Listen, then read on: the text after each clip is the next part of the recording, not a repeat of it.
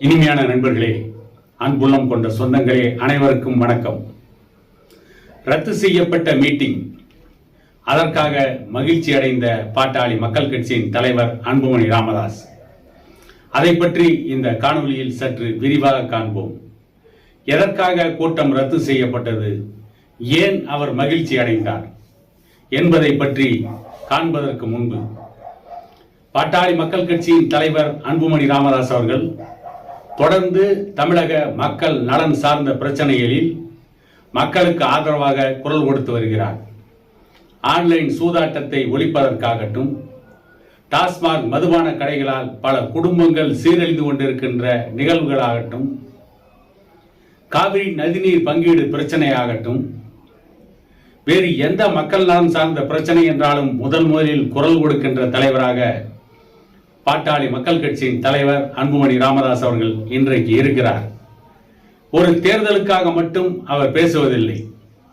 எந்த நேரத்திலும் மக்கள் நலன் பற்றி பேசுவதற்கு அவர் தயங்கியதே இல்லை.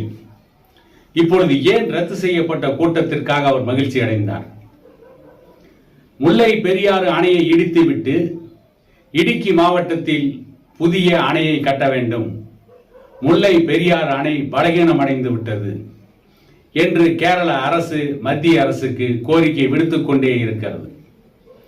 முல்லை பெரியாறு அணையை ஆராய வேண்டும், சுற்றுச்சூழல் அமைச்சகத்திற்கு மனு அனுப்பி முல்லை பெரியாறு அணையை இடித்துவிட்டு வேறு அணையை கட்ட வேண்டும் என்று சுற்றுச்சூழல் அமைச்சகத்தின் வல்லுநர் குழுவுக்கு கேரள அரசு மனு அனுப்பி இருக்கிறது.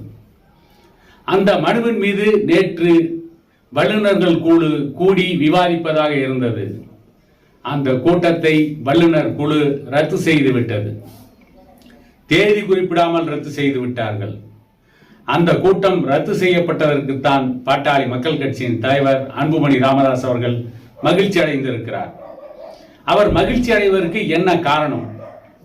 முல்லை பெரியாறு அணையின் உயரத்தை 152 அடி உயரத்திற்கு உயர்த்தி கொள்ளலாம் என்று ஏற்கனவே உச்சநீதிமன்றம் தீர்ப்பு கொடுத்திருக்கிறது. உச்சநீதிமன்றம் அனுப்பிய வல்லுநர் குழு முல்லை பெரியாறு அணையினுடைய வலிமையை பற்றி ஆய்வு செய்து, முல்லை பெரியாறு அணை வலிமையாக இருக்கிறது, இப்பொழுது இருக்கின்ற 148 அடியிலிருந்து 152 அடி உயரம் அணையை உயர்த்தி கொள்ளலாம், நீர் கொள்ளளவை அதிகப்படுத்தி நீரை அதிகமாக தேக்கிக் கொள்ளலாம் என்று உச்சநீதிமன்றம் அனுமதி கொடுத்துவிட்ட பிறகும் தொடர்ந்து கேரள அரசு முல்லை பெரியாறு அணையை இடிப்பதிலேயே குறிப்பாக இருக்கிறார்கள். அதற்கு அவர்கள் சொல்லுகின்ற காரணங்கள் எல்லாம் சப்பை கட்டுக்கள். புதிய அணை கட்டினாலும் தமிழகத்திற்கு கிடைக்க வேண்டிய தண்ணியை நாங்கள் கொடுப்போம், அதில் எந்த மாற்றமும் இல்லை என்று சொல்லிக் கொண்டிருக்கிறார்கள். ஏற்கனவே முல்லை பெரியாறு அணையை கட்டுகின்ற பொழுது 999 வருடங்களுக்கு தமிழக அரசுக்கும் கேரள அரசுக்கும் ஒப்பந்தம் போடப்பட்டிருக்கிறது. 999 ஆண்டுகள் முல்லை பெரியாறு அணையின் நீரை தமிழகத்திற்கு தர வேண்டும் என்று ஒப்பந்தம் இருக்கிறது. ஆனால் அந்த ஒப்பந்தத்தை மீறி கேரள அரசு அவ்வப்பொழுது மத்திய அரசிடம் முறையிட்டுக் கொண்டே இருக்கிறது. ஒவ்வொரு முறையும் தமிழகத்தில் இருந்து மிகப்பெரிய போராட்டங்களை நடத்த வேண்டி இருக்கிறது. ஒவ்வொரு முறையும் கேரள அரசு முல்லை பெரியாறு அணையை இடிக்க வேண்டும், புதிய அணையை கட்ட வேண்டும் என்று சொல்கின்ற பொழுதெல்லாம் மிகவும் சிரமப்பட்டு போராட்டங்களை நடத்தி மத்திய அரசுக்கு அழுத்தம் கொடுத்து ஒவ்வொரு முறையும் நிறுத்த வேண்டி இருக்கிறது. ஆகவே இந்த பிரச்சனைக்கு தமிழக அரசு உடனடியாக ஒரு தீர்வு காண வேண்டும். தமிழக அரசு வெறும் பேச்சுவார்த்தையில் அல்லது வேறு நடவடிக்கைகள், இதன் மூலம் ஒவ்வொரு முறையும் கேரள அரசோடு மல்லு கட்டி கொண்டிருப்பதை விட தமிழக அரசு உடனடியாக உச்சநீதிமன்றத்தில் வழக்கு தொடுத்து கேரள அரசின் திட்டத்திற்கு தடை பெற வேண்டும்.